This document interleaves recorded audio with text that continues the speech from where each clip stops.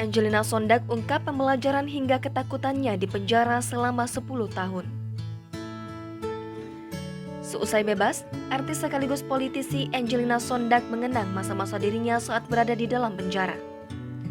Seperti yang diketahui, Angelina Sondag telah bebas dari penjara pada Kamis 3 Maret 2022 setelah 10 tahun mendekam di balik jeruji besi. Angelina Sondag menuturkan mendapatkan banyak pembelajaran saat berada di dalam penjara.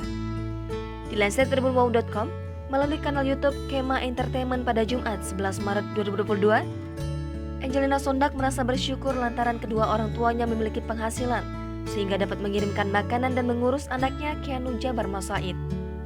Sempat merasa tak bersyukur, akhirnya Angelina Sondag meminta maaf kepada Tuhan dan melakukan istighfar. Menurut Angelina Sondag, masih banyak orang yang nasibnya lebih miris darinya.